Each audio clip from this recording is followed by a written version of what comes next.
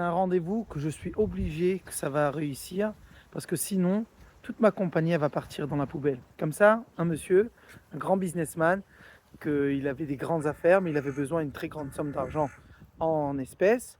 Et il a essayé de prendre de partout, mais personne ne voulait le prêter.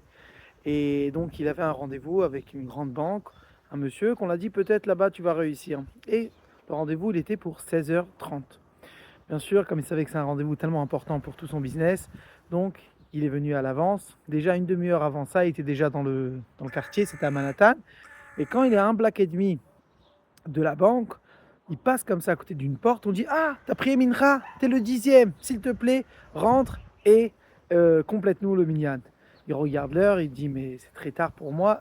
Il n'y a personne d'autre, machin. Il dit: Non, il n'y a personne d'autre, on ne sait pas quoi faire. S'il te plaît, il y a juste un chiouf, quelqu'un qui doit faire Kaddish sur sa mère. S'il te plaît, complète-nous le minyan. Et donc il a dit: Ok, j'ai encore le temps, machin. Il rentre et il commence les corbanotes et tout ça, etc. Le temps il passe.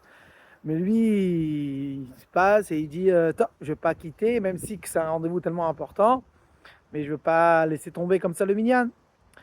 Et dès que ça se termine le minyan, le Khazan il vient chez lui, il dit merci beaucoup, maman, je te remercie.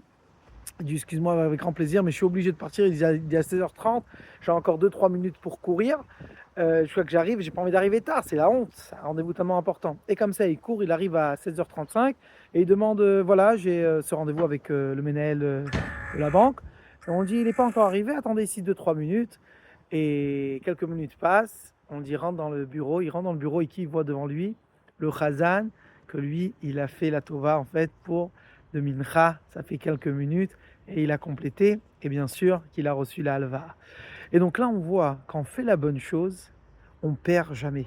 Et ça, c'est, si vous voulez, le point de notre paracha.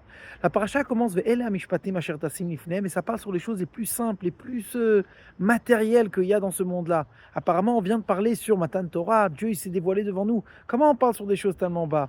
La Torah, elle vient, elle nous apprend. Le but de Matan Torah, c'est de faire rentrer Akadosh Baruch Hu dans le monde simple, dans le monde qu'on est ici, dans le jour du jour. Et quand on fait ça, on perd jamais. Alors, Bezrat Hashem, chacun va prendre un petit renfort et qu'on va faire venir Mashiach tout de suite.